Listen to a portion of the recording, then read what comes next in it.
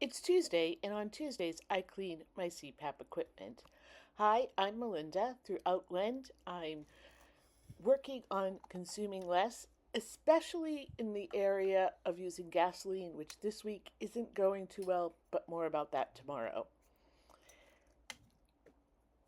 I'm going to show you how I take care of my CPAP, and as I do so, I want to reflect on the quote unquote necessary consumption that goes along with CPAP use. CPAPs have a lot of parts. I'm taking them apart now. And many of them are replaced on a regular basis because of the possibility of wear and tear or infection growth. So I'm privileged that my insurance company covers new parts on a regular basis. Other people have to pay for theirs, and in some cases, they simply aren't available. And that's part of what I want to think about. Untreated sleep apnea, a CPAP is used to treat sleep apnea, and my sleep apnea is quite severe.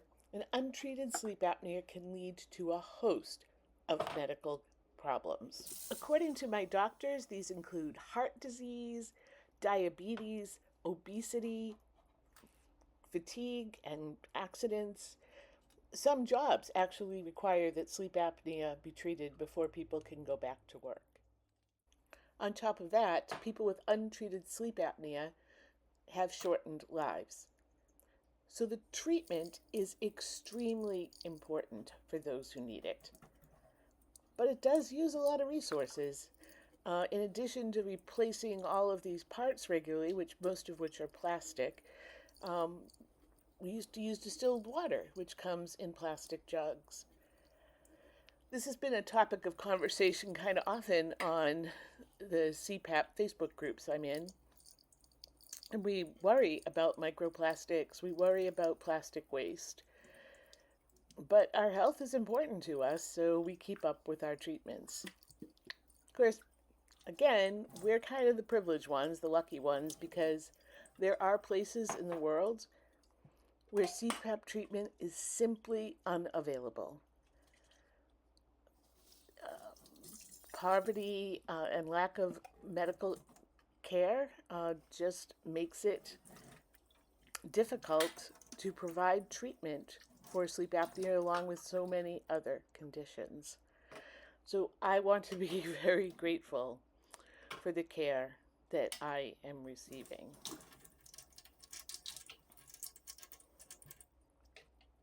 In terms of consumption, it's hard not to feel guilty when I'm throwing away valves and hoses and reservoirs that look like they're still okay. Keep being told, well, they could have developed minuscule fractures, they could be harboring germs. So I do follow medical advice, but I know this stuff is going to end up in the landfill. It can't even go into the recycling. So again, it's just hard not to feel guilty.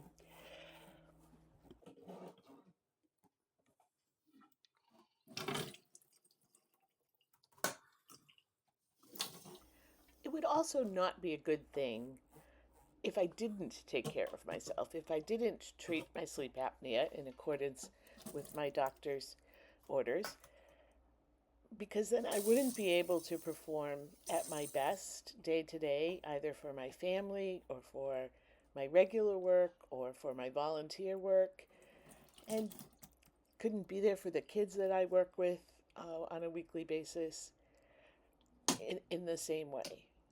Um, so I go for it. Here, the CPAP requires a mostly dust-free environment. I do use electrostatic cloths instead of disposable ones on my mop head.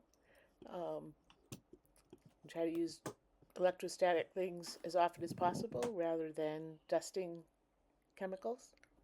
But back to feeling guilty. My sense is I really shouldn't. I need this medical care, and it's available to me, so I should feel grateful rather than guilty. And I certainly wouldn't want anyone else to feel guilty for receiving any sort of needed medical care that takes up resources.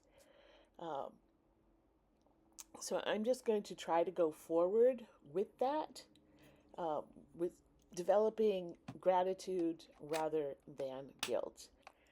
If you have any sort of medical condition that requires the use of disposable medical supplies or equipment, how have you found a way to be grateful, even just that those supplies are available? What's your story? I hope over the last several minutes that I have helped us to reflect some on consumption and unnecessary consumption, on gratitude, and I also hope that I have done a little bit to normalize CPAP use. It's a common treatment and can be fairly helpful. Thanks for watching. Have a blessed day.